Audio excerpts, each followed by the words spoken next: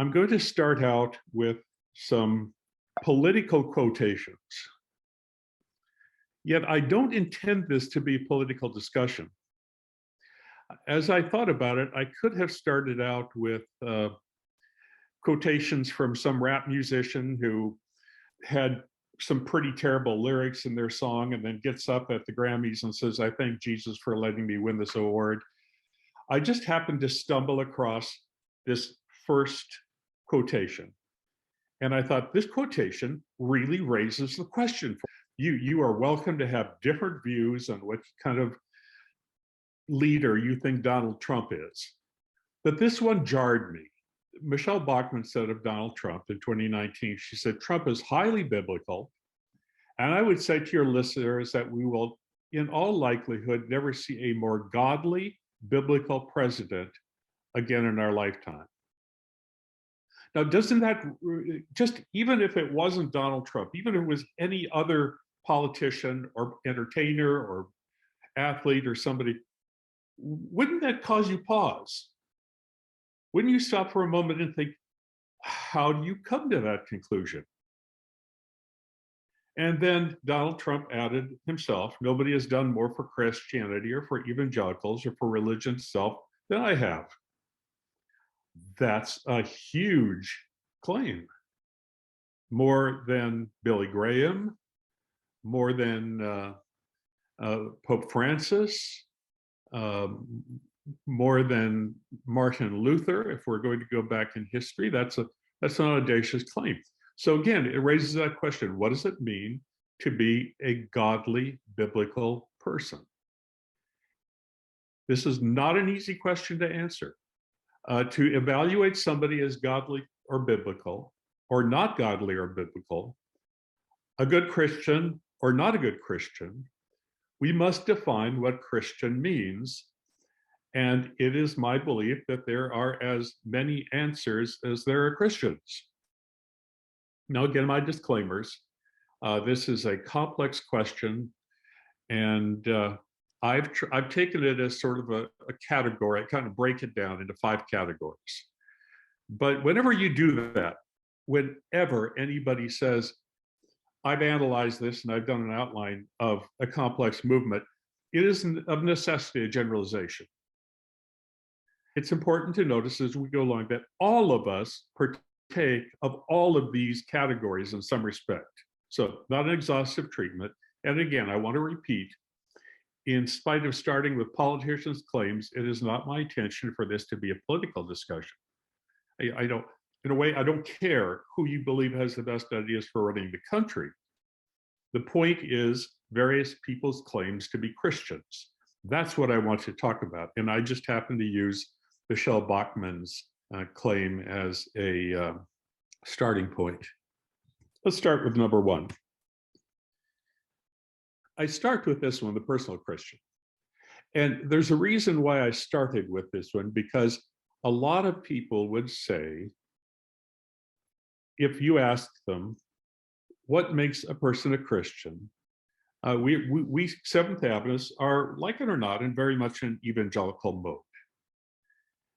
To be a Christian, a lot of us would say, it is your own declaration of it, your feelings and subjective experience of having Jesus Christ in your life. And the governing text of this is very clearly the one that you see unfolded on signs on the edge of stadiums at baseball games, John 3:16. And John 3:16 has become almost, what should I say, a bit of a shibboleth, a sort of icon of who a Christian should be. And people can, I had a neighbor who stood beside the road just holding a sign saying John 3:16, assuming everybody knows what he meant by John 3:16. God so loved the world that he gave his only begotten Son, that whoever believes in him shall not perish but have everlasting life. You'll notice that this fits very well into what I just said above, that this is a subjective experience. This is a feeling that belongs to me. This is a declaration I can make. It is subjective. I broke it down like this. The personal Christian, what makes a personal Christian is declaring yourself a Christian. I say that I am, and you can't judge me. It's between God and me. Believing in Jesus, or in the evangelical vernacular, accepting Jesus as your personal savior. Feeling that you have Jesus within yourself in some way. Again, very subjective experience.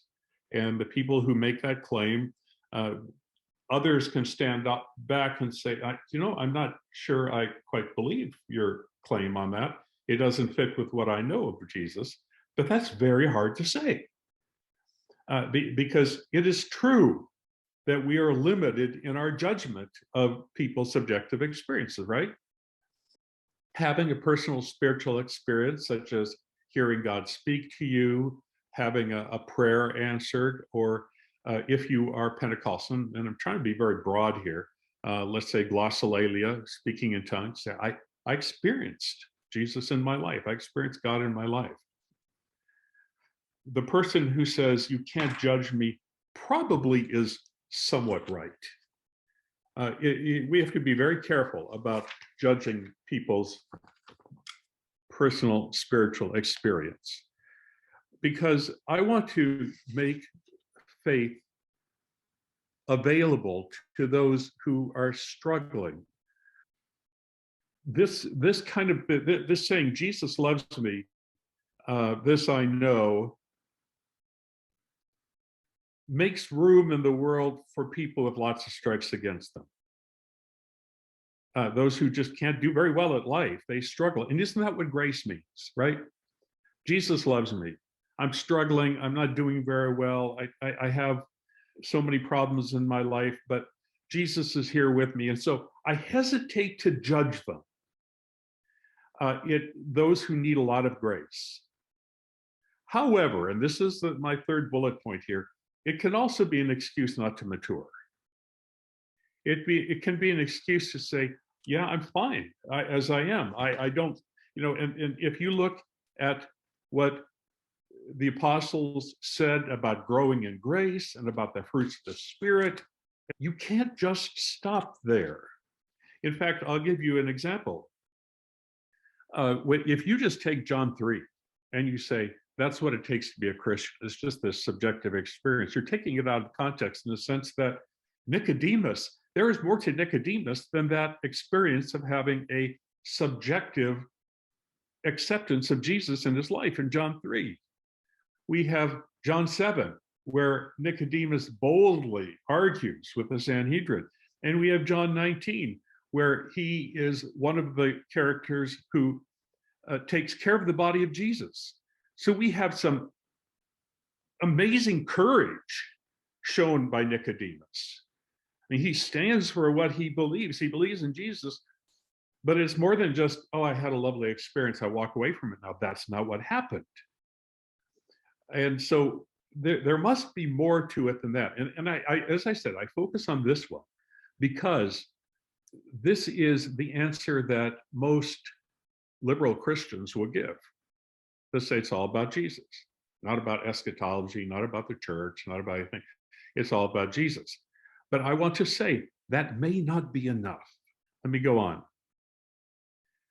Now, this is one that all of you will recognize too, and I call it the organizational Christian. It may not be the perfect name for it, but it will work for our purposes. And that is that these Christians find their identity in the group they belong to, or something the group demands of them or offers them. And here are my governing texts. You'll find in each case we have governing texts that drive this sort of understanding. So let's start with the Old Testament concept of God's chosen people. In the Old Testament, if you read sort of in a surface way, you're going to come up with the concept that somehow just to be a Jew meant you got to be saved. And Paul revisits that again in Romans, as I recall. And again, it's very unclear. There's something special about belonging to this group of people that gives you a special privilege in being saved. When Paul gave his theology of the church, he again, now we all know, by the way, that the church was an outgrowth of the synagogue. You understand that, right? There was no church before the diaspora, when the Jews were spread all over the world and they started meeting in little study groups. They called those synagogues. And the church was an outgrowth of the synagogue. And so Paul gave the church, again, that exclusive identity. You are God's chosen people. You are his priests. You are parts of the body of Christ. You are parts of the building of the church. Now, Adventists have taken that even farther. You all know the remnant definition in Revelation 12:17. We are the remnant church. And we have been the remnant church for a long time. And when we say remnant, we tend to mean that we are special in some way. And although people might argue with me about this, I think when our church leaders say remnant church, they probably mean that there may be other Christians out there, but your chance of being saved is markedly reduced unless you're one of the remnant. Am I wrong at that? I could be wrong, but I think I'm right. And then lately, in the last 10 years or so, our new General Conference president and his team have brought a new understanding to this. They're grabbing onto Acts 15 and saying that when the brethren brought questions to the Jerusalem council, they were actually consulting the General Conference of the ancient church. And so that even today, the General Conference should have authority to tell all of us what we ought to believe and what we ought to do. So again, this is the organizational Christian model. Here are my bullet points on this. So an organizational Christian shows loyalty to a certain church organization. That's what makes him a Christian. What makes him a Christian is affirming a set of doctrines of a church, participating in and giving to the church, believing a certain set of church teachings, such as, in our case, probably the thing that rises to the top is our eschatology. There is a theology of church in the Bible, but I'm going to just give my opinion here. It is very confusing in practice. How do you actually have a theology of church when there are 30,000 different denominations and billions of Christians, every one of whom thinks he's got his own good theology? Now, the positive thing about the organizational Christian is that, in fact, we are social beings. We like to get together and study together and sing together and talk together. So I'm not putting down the concept of worshiping together. Please understand that. I'm just saying that some people think of their Christianity as being ratified by the church they belong to. But beyond the Old Testament, I see no theology. I see a theology of church, but I see no theology of being saved in groups or by belonging. Do you? I don't see that. Now, here's what really bothers me about this. And that is that I have, like some of you, spent my life observing the church up close. I have been a member of church boards. I have been a member of conference committees. I have been a member of the union committee and the general conference, or not the general conference. I've attended general conference meetings, but I have been a member of the North American Division Committee. I know these people. I know my way around the buildings that they inhabit. I know how the church works from the inside. Years ago, an old friend of mine said, he said, when you think about working in the inside of the church, he said, it's a little bit like going into the kitchen of your favorite restaurant and seeing things you didn't like to see laying around in there. And it kind of ruins the restaurant for you because you saw how it was cooked and fixed. You know what I'm talking about here? And I must tell you that the same thing is true of those of us who work for the church. We come to the church with a lot of idealization. When you actually get inside, when you, as I'm trying to remember, I think it was Otto von Bismarck or somebody who said, everybody likes sausage, but nobody likes to see it made. The same thing is true of working for the church. Some of us should never have seen how it works on the inside. We lost all of our idealism. What we discovered is not that churchmen are bad. Some of them are. There's just some incompetent and not very honest people running the church. Most of them are good, well-meaning people. Honestly, they are. No matter what the decisions they make that you don't like, most of the churchmen that I know running the church are good, honest people. But what I do find about churchmen, all the way down to pastors, is that we are usually more interested in the survival of the organization and the reputation of the organization than we are in genuine spirituality and Christian ethics. And we will indeed compromise Christian behavior and Christian ethics in order to save the church. Some of the things that you and I complain about come from that point, where we wonder, why don't you guys speak out about this? Because we can't, because we're not courageous enough to, because it would ruin the church's reputation, because we don't really want to make people know. We want to keep them focused on the good things we do, not the mistakes that we make. And so we have, as Alicia pointed out, and Floyd Paititz pointed out, for example, we have never had an apology for the churches guiding a whole bunch of people back in the 80s, 70s, and 80s into an abusive gay change ministry. And I'm writing an article on that right now. So if you want to learn about it, it'll be out in a couple of weeks. Finally, the other sin of organizations is authoritarianism. We have leaders right now who would rather behave as popes than as guiders of an organization. Authoritarianism is very hard on us, I believe. I don't think it is the best way for a church to be organized. So I go back to the top. There is a theology of church in the Bible, but in practice, it's very confusing and very hard to implement.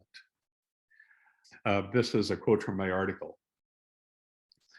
Shane Claiborne said in his book, The Irresistible Revolution, the church is like Noah's Ark. It stinks, but if you get out of it, you'll drown. And these are my words. I once thought that true, but when I hear it now, it sounds like just an excuse for not doing the mucking out. Many of us would rather risk drowning outside of a stinking church than exist miserably in it. Am I too hard on my church there? But I feel that way. I feel very strongly. Whenever anybody says, you got to give the church a pass because you got to be in it because you'll drown outside of it like Noah's Ark, I always say, no, I don't believe that. That's an excuse for you to not do the ethical and spiritual work that you as an organization have to do. Now, I expect some of you to argue with me about that, and that's okay. Now, here's my third one, the performative Christian. This is the belief that the mere doing of certain things that a person believes please God make them Christians. So where the personal Christian declares himself a Christian because he feels it internally, whether or not it is affirmed outwardly. Here, the grounds for being a Christian are external and active, things you choose to accomplish by actions, ritual, or discipline, and should feel guilty if you don't. And this one too has some governing texts. 1 John 3:4, sin is a transgression of the law. And in Adventism, it's been very well explicated and applied over and over and over again. People's understanding of what the law is and what needs to be done is very broad in Adventism. We have lots of do's and don'ts, don't we? And then there's Matthew 5:48, and this is the text for the neurotic perfectionist. Be ye also perfect. How harmful this is. This one gets me quite a bit. And I am a person who believes that we should behave well, that the mark of a Christian is behaving well, but the way this is used doesn't work. So the performative Christian finds their meaning in attending church, perhaps, giving of your resources to the church, or receiving And here again, we go into a different mode. I have friends who are Roman Catholics who believe that receiving the sacraments and participating in church rituals is what make them a Christian. Behaving according to a certain set of principles or doctrines, whether they're central to the gospel message or not. For example, among us, eating is a big thing, or Sabbath afternoon behavior is a big thing, or assenting to Adventist doctrines, or engaging in Bible study and prayer or other devotional activities as a sort of discipline. I've got to put in an hour of prayer or an hour of contemplation of the life of Christ, or I have to spend so many hours a day on my knees or reading important passages. I have to accomplish these things. Now, the next one is perhaps the one that I find most damaging: attempting to be perfect according to a certain set of principles. I think we could argue about whether the Bible asks us to be perfect. I'm not sure that the texts that we use for that are actually applicable. But I am talking about people who really believe that they have to be perfect. And I know friends who will say to me, I have achieved absolute perfection. Again, this is still part of the performative thing, being able to feel or display ecstatic experiences. I had to put this in because I had an acquaintance who felt like you were not a Christian unless you had a tongues experience or a wiped out flat on the floor, smitten in the spirit, sort of experience. How one chooses to behave is, of course, part of being a Christian. Of course it is. And I'm going to talk to you about that in just a moment, because I believe in that strongly.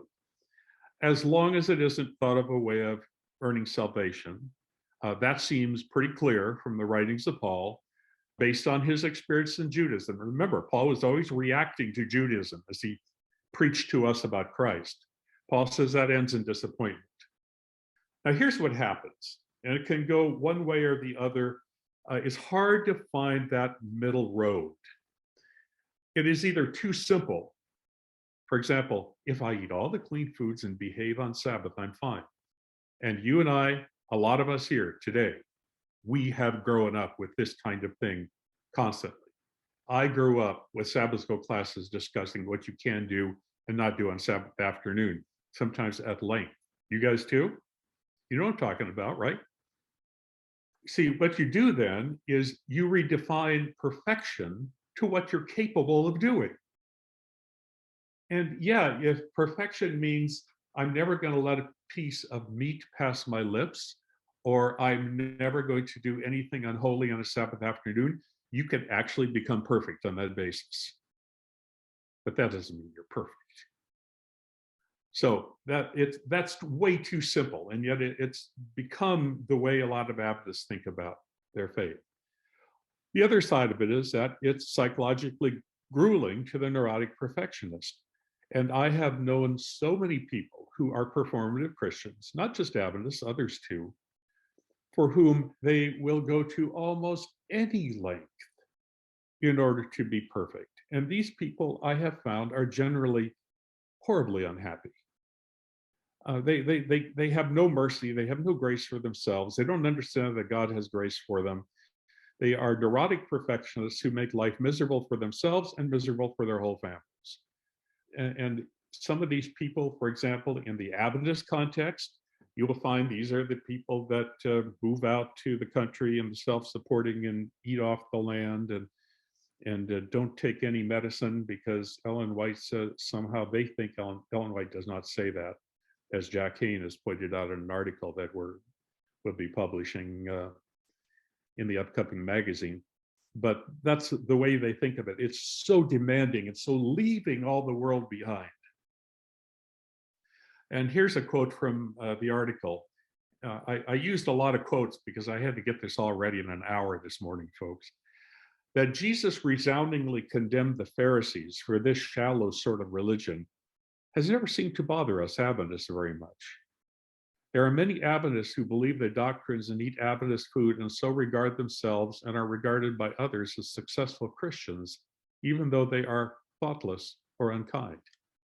Am I being too hard on people? You can pin me to the wall here when I finish up, and I call this next one the cultural civic Christian. And I ran into this reading sociologist Robert Bellah. Habits of the Heart is a book. It should be italicized there. He coined the term civil religion to describe a religion that consists basically of being a decent neighbor and citizen. This is a very American and very mid-20th century view, but it continues to this day in some way or another. Governing texts, Romans 12:18, if it is possible, as far as it depends on you, live at peace with everyone. Romans 13, everyone must submit himself to the governing authorities, for there is no authority except that which God has established. The authorities that exist have been established by God. Consequently, he who rebels against the authority is rebelling against God. As Bellah sees the civic or cultural Christian, this is a person who's, let's put him in, let's just tell a story. Put him in a small town somewhere in the Midwest. He sells insurance on Main Street. He's a good neighbor, a good citizen. It may include church, it may not. But it would certainly include all the rituals of society.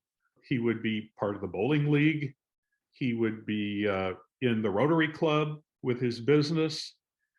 He would be there to celebrate the Independence Day parade, attend city council meetings, or maybe run for the city council. He will help the community put up a war memorial in the city square in front of the town hall.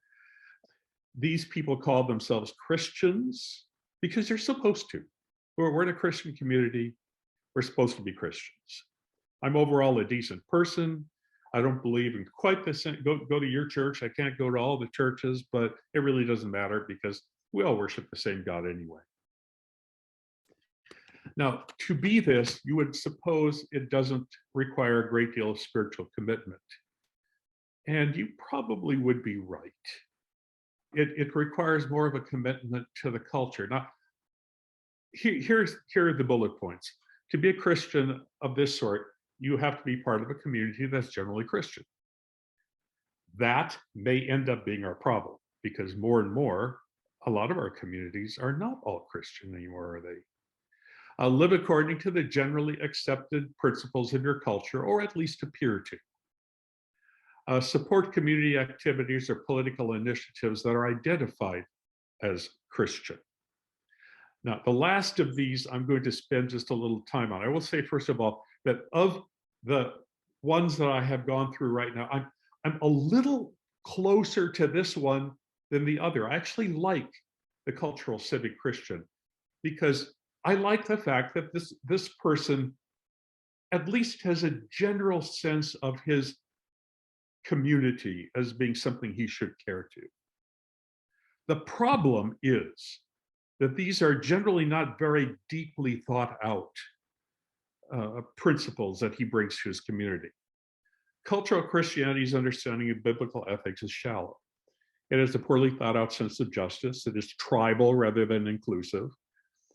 And if you wonder about that phrase, just imagine a community where, for example, the government brings in a whole bunch of Vietnamese refugees or something like happened up to in a city up in Wisconsin, causes tremendous problems.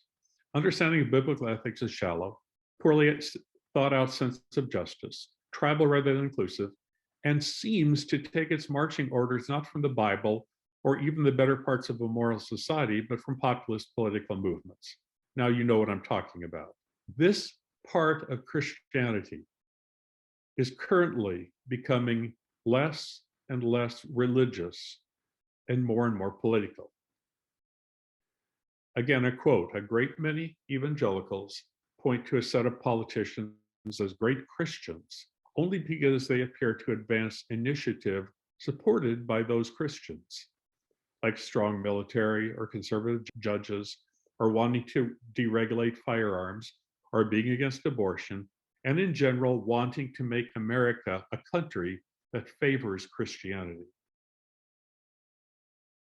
This is a quote from the article. Some commentators have predicted that this marks not just a crisis for Christianity, but possibly a sign that evangelical Christianity is being replaced by an artificially Christian-flavored political movement that is becoming less and less about the real Jesus and increasingly a capitalistic political caricature of him. American Christianity in particular seems to be turning nationalistic, not taking into account the larger world community of which we are a part. Now, finally, this is the one where I land, I think, more than the others. And please understand, I am not saying that we don't have all of these as part of being a Christian. All of us partake in all of these. But this one, I want to land on a little stronger, because I can't imagine a faith that doesn't put Christ-like treatment of others according to principles of biblical ethics at the top of the list of Christian aspirations. So my governing text here, I picked out two, and there are more that you can use that I haven't mentioned here, but I picked out Jesus' first public pronouncement about his ministry in Luke 4:18 and 19. Please notice, people, that's a very important text. It is when Jesus comes out to the world and he says, here, I am now presenting myself to all of you. Here's what I want you to know. And he says, the Spirit of the Lord is on me because he has anointed me to proclaim good news to the poor. He has sent me to proclaim freedom for the prisoners, recovery of sight to the blind, to set the oppressed free. Now, Jesus could have used that opportunity to present the Sabbath. He could have used it to present eschatology. He could have used it to even give the principles of John 3:16. No, his very first coming out statement is, it is important to me how you treat people. The second governing text that I like is the parable of the two groups in judgment in Matthew 25. These sheep and goats, their salvation or lack of it is decided not by their beliefs or doctrines or church affiliations, but how they treated people. And you know the punchline, truly I tell you, whatever you did for one of the least of these brothers and sisters of mine, you did for me. So for me, real Christianity is gathered around these priorities: behaving according to Jesus' definition of goodness and modeling one's life on Jesus' self-sacrificing justice and kindness.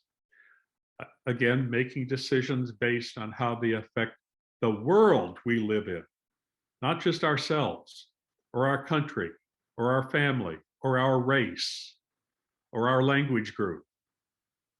Being appreciative of, while remaining suspicious of, all human constructs and authorities, whether organized religion, whether charismatic leaders, economic or political structures. That last one is important to me.